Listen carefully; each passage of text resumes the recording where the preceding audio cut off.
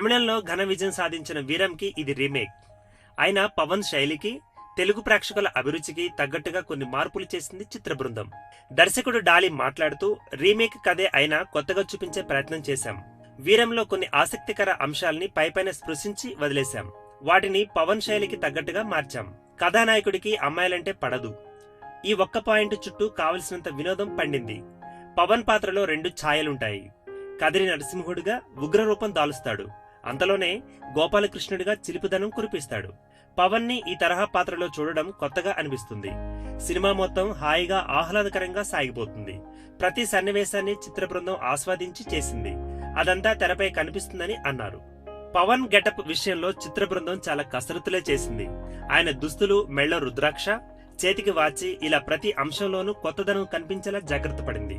మరీ ముఖ్యంగా పోరాట ఘట్టాల్ని ఆసక్తికరంగా మలిచే ప్రయత్నం చేసింది. ఈ సినిమాలో 5 పోరాట ఘట్టాలున్నాయి. వాటిని రామ్ లక్ష్మణ్ చాలా వైవిధ్యంగా తెరకెక్కించారు. ఫైట్ కోసం ఫైట్ అన్నట్టు కాకుండా ప్రతి పోరాటంలోనూ కథ చెప్పే ప్రయత్నం చేశాం. పంచకట్టుతో పవన్ చేసిన ఫైట్ గురించి అభిమానులు చాలా కాలం వరకు మాట్లాడుకుంటూనే ఉంటారు. ఒక కథానాయకుడు పూర్తి స్థాయిలో పంచకట్టుతో కనిపించడం ఈ మధ్య కాలంలో మనం చూడలేదు.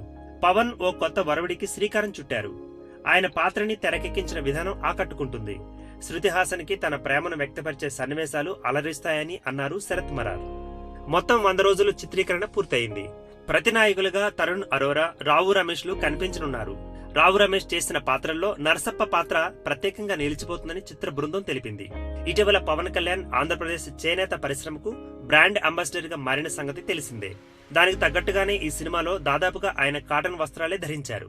ఇప్పుడు ఆ తరహా దుస్తులు మార్కెట్లోకి రానున్నాయి. కాటమరాయుడు చొక్కాలు, కండువాలను అభిమానులకు అందుబాటులో తెచ్చే ప్రయత్నంలో ఉంది చిత్ర బృందం. చాలా ఊర్లలో, అమెరికాలోని కొన్ని చోట్ల పవన్ అభిమానులు పంచకట్టు గెటప్ తో కాటమరాయుడిని చూడబోతున్నారని చిత్ర బృందం తెలిపింది.